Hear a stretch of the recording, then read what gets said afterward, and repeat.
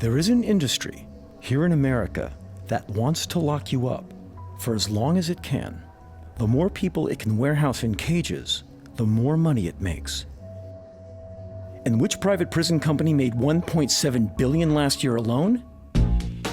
CCA, or Corrections Corporation of America, is the largest for-profit prison operator in the United States and currently has around 90,000 privatized prison beds in around 20 states. They get paid per day, per inmate at their facility.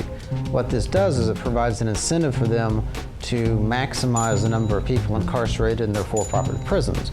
It's like the hotel industry. The hotel industry wants to keep their beds full as much as possible because it means more revenue. Same thing for the private prison companies.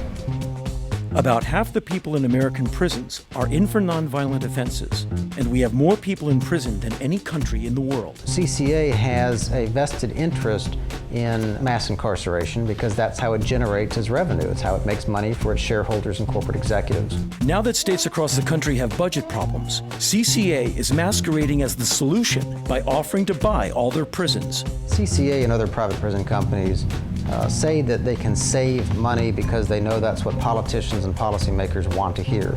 Some studies, including a 2010 Arizona State Auditor report, found that private prisons actually cost more than public prisons once all the corresponding factors are considered. Even worse, CCA's proposed contract with 48 states would guarantee a 90% occupancy rate for 20 years. How could a state guarantee that?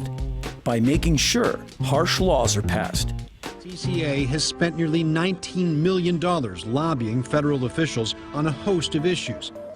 It has put millions more into state and federal elections, and it works with ALEC, a group that pushes pro-corporate legislation. ALEC wrote more than 85 bills to promote prison privatization and increase sentences. One of these bills was Arizona's controversial SB 1070.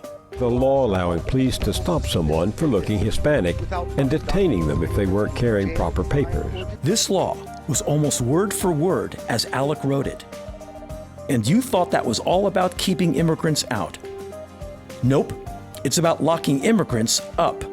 This is a moral and ethical issue that we should not be locking people up so that companies can generate profit.